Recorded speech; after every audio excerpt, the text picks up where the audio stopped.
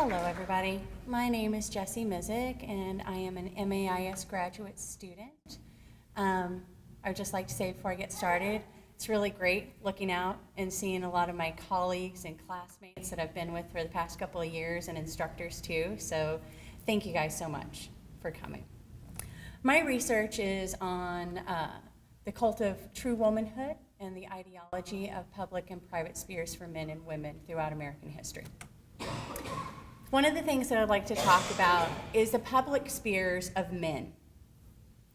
So men and women throughout American history have often had separate spheres that they would organize their lives and run their lives through.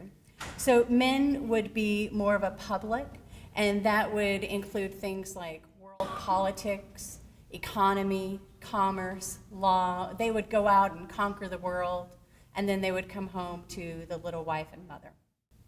Where women's spheres were more of a private sphere of domesticity.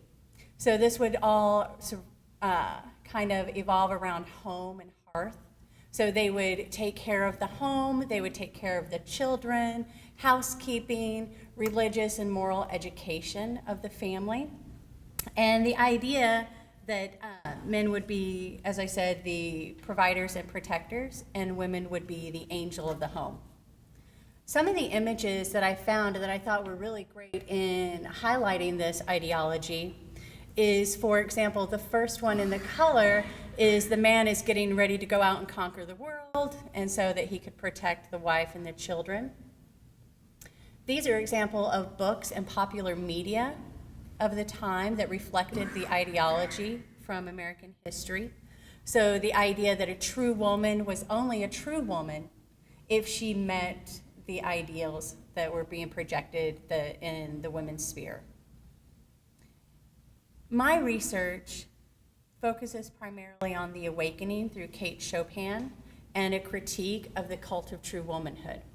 And the cult of true womanhood was focusing mainly on that this ideology that grew its height of popularity in the 1850s American society was based that she would be, as I said, the angel of the home, that it was the most holiest and most responsible, and it was queen-like to be a domestic goddess, if you will.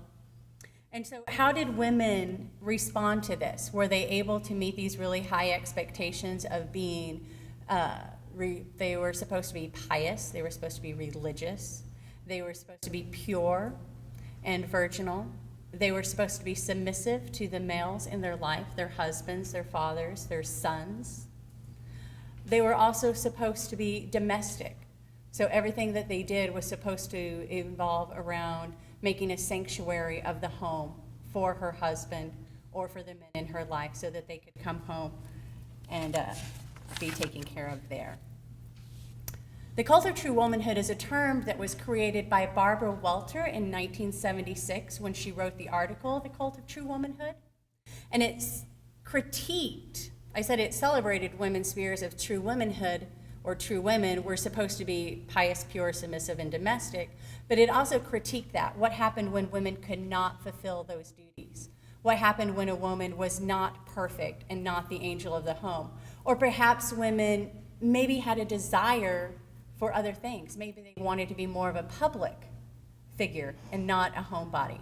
So what happened to women who would not meet those expectations and how they felt about themselves as a woman and their gendered behaviors?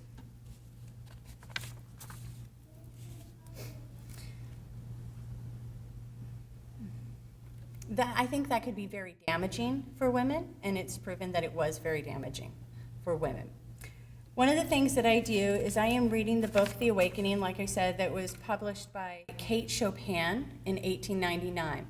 And within this book, the author highlights and critiques the spheres of domesticity for women, and it also talks about the public spheres of men and how men and women meet within those spheres of the home and within the spheres of public, and what happens when a woman decides that she wants to break free from that life. And so she finds that the public and private sanctions that are held against her are deadly. So I want to end this with a quote from the book. A bird that would soar above the level plane of tradition and prejudice must have strong wings if she is to rise above the spears of domesticity. And thank you.